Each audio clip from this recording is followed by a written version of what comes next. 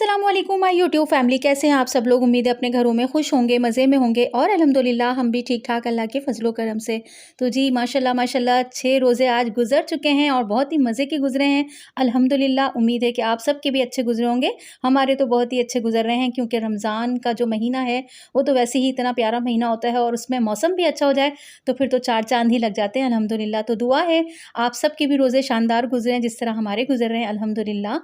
और जी बस मैं किचन में आ गई हूँ, अफ्तार की तैयारी शुरू करते हैं। आज हमारे किचन में बन रहा है ज़िंगर बर्गर, क्योंकि बच्चे कह रहे थे कि मम्मा आज ज़िंगर बर्गर ही बनाइएगा और बस साथ में कोल्ड ड्रिंक रख लेंगे और बस हमारी हो जाएगी अफ्तारी शानदार सी।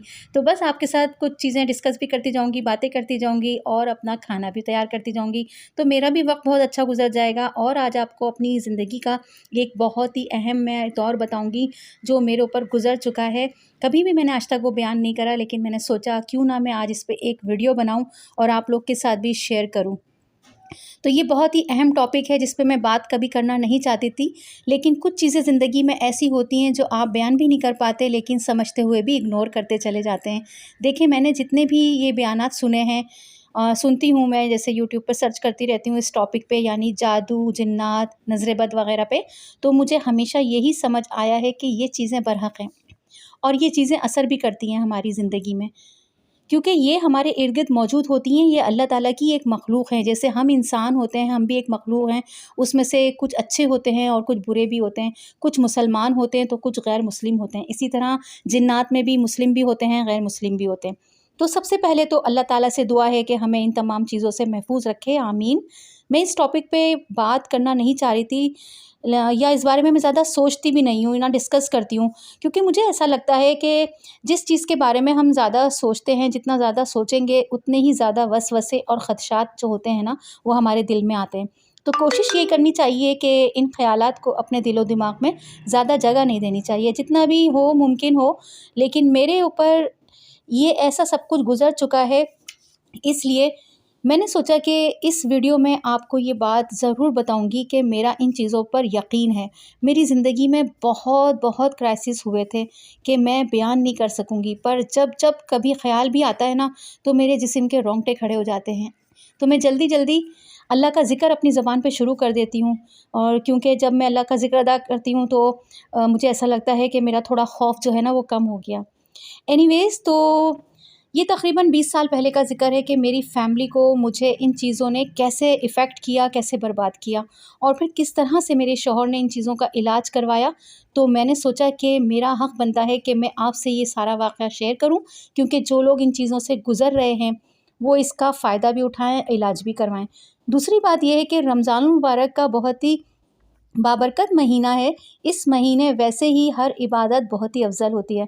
तो आप जब ये कलमात जो बहुत ही आसान हैं पढ़ेंगे ना, तो जो लोग इस तरह की परेशानी में मुब्तला हैं, जैसे जादू की, नज़र बद की या किसी पर भी जन्नात के कोई असरात की अलामत हैं ज़ाहिर हो रही हैं, तो इंशाअल्लाह ताला इन कलमात की मदद से वो लोग भी मुस्तफ़ीद होंगे इंशाअल्लाह।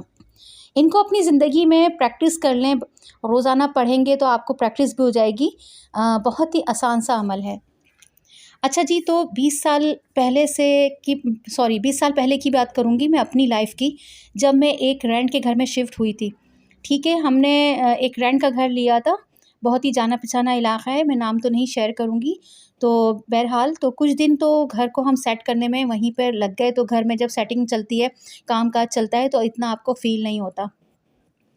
घर के अंदर क्या मसला था ये हमें उस वक़्त तो फ़ील नहीं हुआ, लेकिन आहिस्ता-आहिस्ता जब हम घर में रहने लगे, अपनी मतलब रेगुलर लाइफ़ में मतलब आ गए हम, तो महसूस होने लगा कि यहाँ कुछ भारीपन-सा है। जैसे कि मैं किचन में काम करती थी तो मुझे ऐसा लगता था कि काम ख़त्म ही नहीं हो रहा।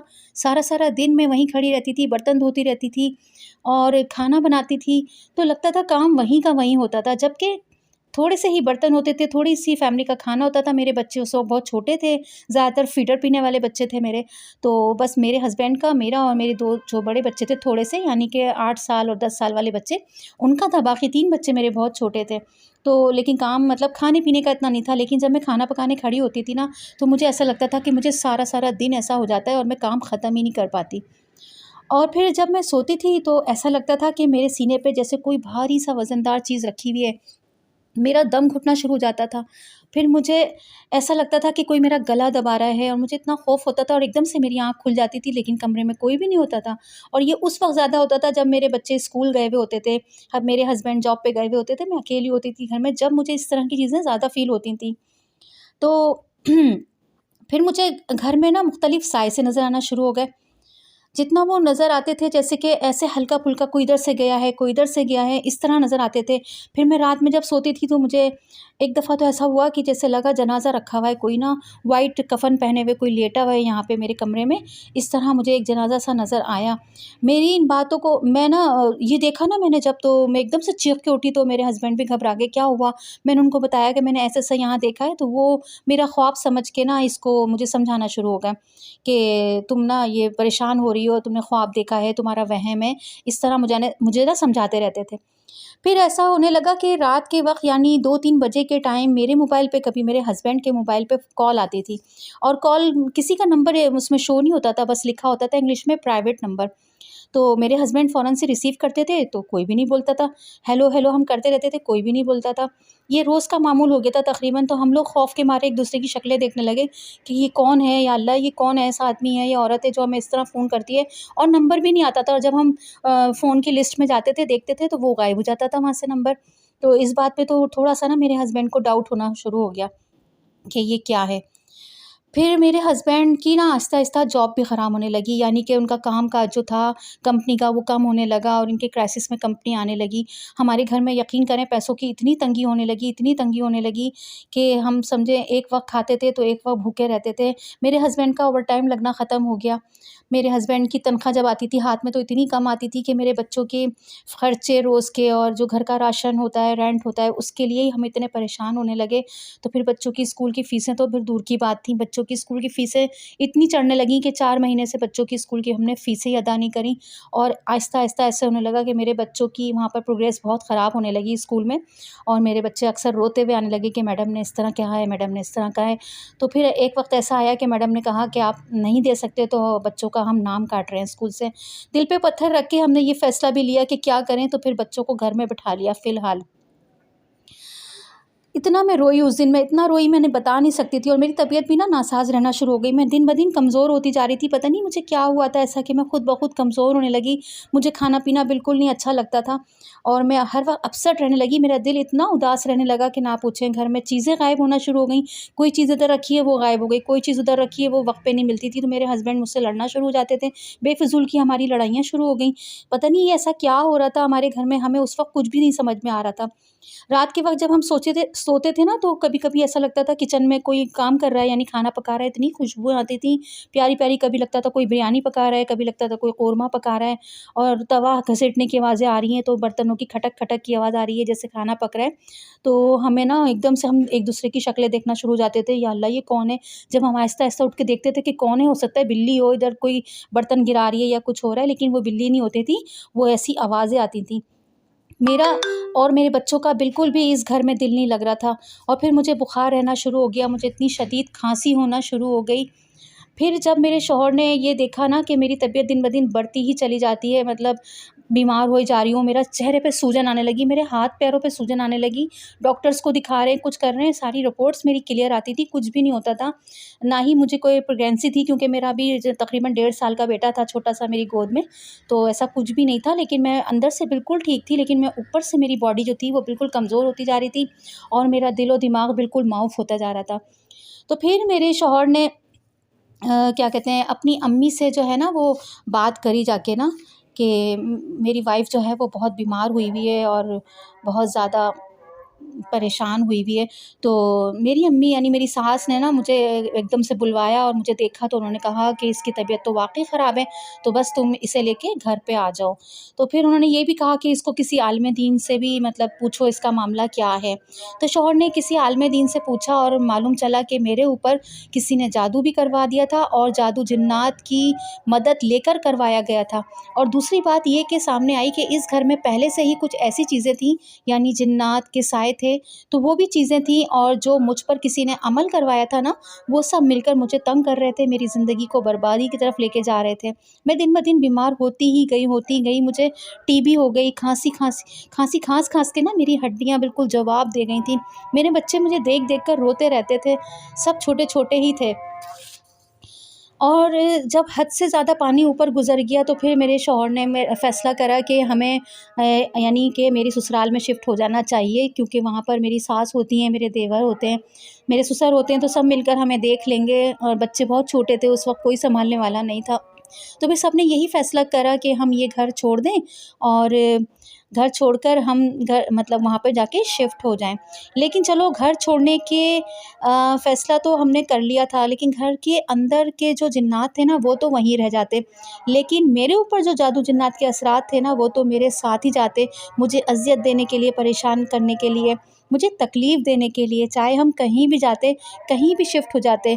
तो इसका इलाज फिर भी मौलाना साहब ने हमें यही बताया कि जब तक आप इसका ये इलाज नहीं करवाएँगे ना, जब तक ये बिल्कुल भी आपका पीछा नहीं छोड़ेंगे। तो अब ये मेरी हालत तो ऐसी नहीं थी कि मैं बैठ के अपना खुद ही इलाज करूँ।